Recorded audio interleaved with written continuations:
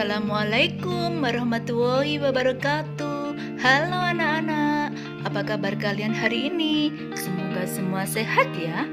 Kali ini kita akan belajar tentang tema 3, tokoh dan penemuan, subtema 2, penemuan dan manfaatnya, pembelajaran 2. Tujuan pembelajaran kali ini adalah siswa mampu mengidentifikasi contoh kewajiban dalam kehidupan sehari-hari. Siswa mampu melaporkan makna kewajiban, contoh kewajiban, dan hal yang dilakukan supaya dapat menjalankan dengan baik. Siswa mampu mengidentifikasi interval nada lagu Maryam Tomong. Siswa mampu menyanyikan lagu Maryam Tomong sesuai dengan interval nada. Nah, anak-anak, tentu kalian semua di rumah punya jam kan? Sudahkah kalian melihat jam hari ini? Apa yang terjadi jika tidak ada jam? Tentu kita semua akan kesulitan untuk menentukan waktu. Jam sangat bermanfaat bagi kita untuk kehidupan sehari-hari. Bagaimana jam ditemukan? Mari kita baca bacaan berikut ini. Penemuan jam mekanik. Tahun 1430, masyarakat Eropa mengenal jam yang menggunakan bekas.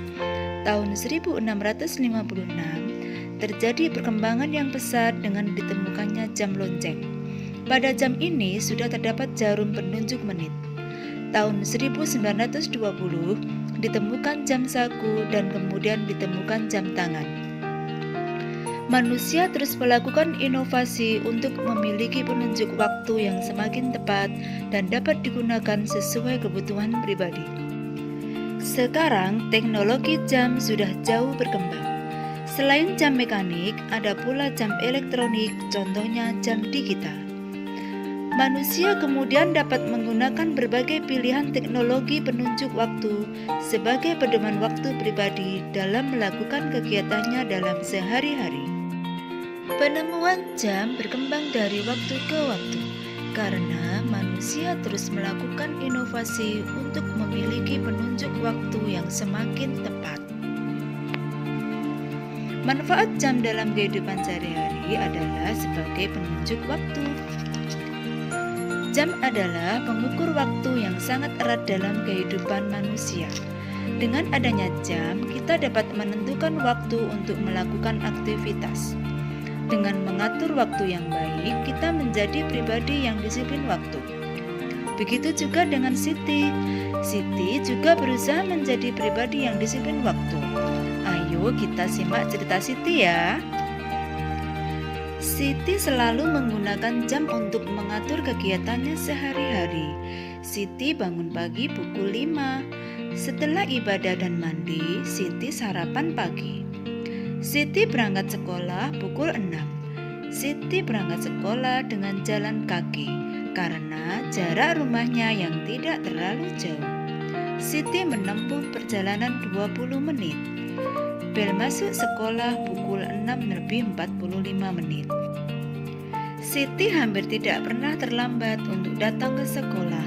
Ia berusaha untuk disiplin datang tepat waktu ke sekolah. Siti pulang sekolah pukul 14. Ia langsung pulang ke rumah.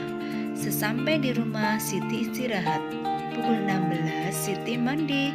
Setelah ibadah dan makan malam, Siti pun belajar. Ia belajar pukul 19 sampai 20:30 menit. Ia mengerjakan PR, belajar untuk materi esok hari, atau belajar untuk persiapan tes.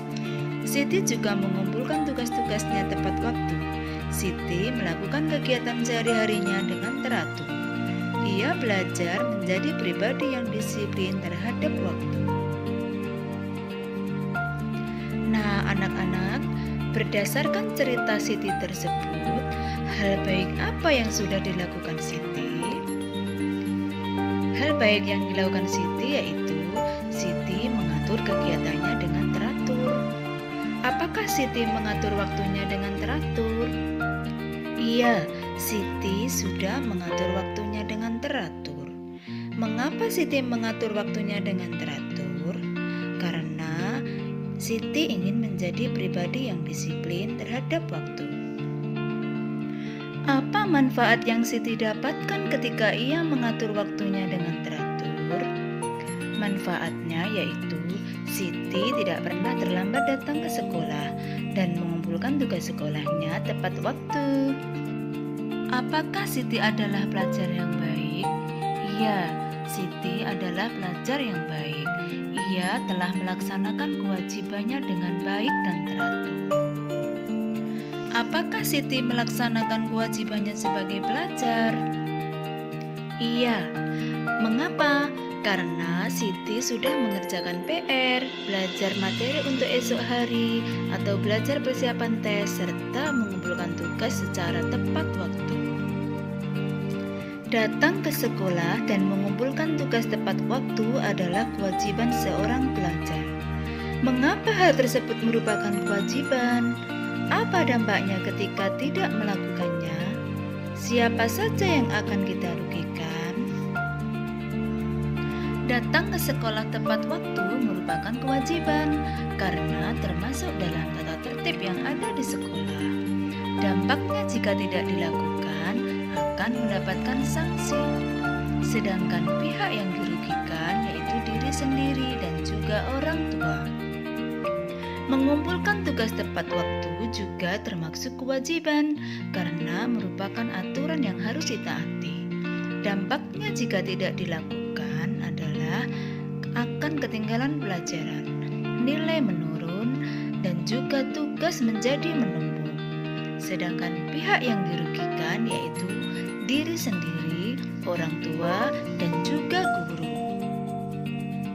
Sekarang tugas kalian, tuliskan contoh-contoh kewajibanmu di rumah, di sekolah, dan juga di masyarakat. Dari cerita Siti tadi dapat kita simpulkan bahwa kewajiban adalah sesuatu yang harus dilaksanakan dengan penuh tanggung jawab. Sebagai pelajar, kita harus bisa meniru sikap Siti tadi yang sudah melaksanakan kewajibannya dengan baik. Anak-anak Bu Ida yang hebat, mengikuti pelajaran merupakan salah satu kewajiban. Nah, sekarang waktunya kita belajar bernyanyi. Sebelum bernyanyi, kita harus memperhatikan interval nada. Interval nada adalah jarak antara satu nada dengan nada yang lainnya. Interval nada berguna untuk memberi melodi atau harmoni pada lagu. Pada kesempatan kali ini, kita akan belajar bersama menyanyikan lagu daerah Mariam Tomong. Lagu Mariam Tomong berasal dari Tapanuli, Sumatera Utara. Lagu ini diciptakan oleh Guru Nahum Situmorang. Mari kita bersama menyanyikan lagu Mariam Tomong. Simak dan tirukan ya.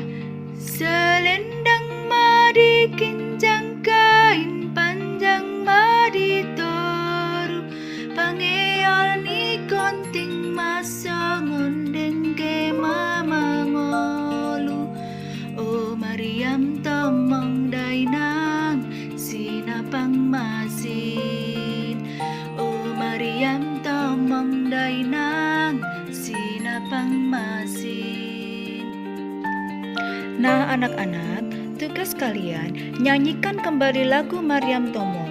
Nyanyikan dengan benar ya. Anak-anak, sekian dulu belajar bersama Bu Ida kali ini. Mudah-mudahan bermanfaat. Terima kasih. Wassalamualaikum warahmatullahi wabarakatuh.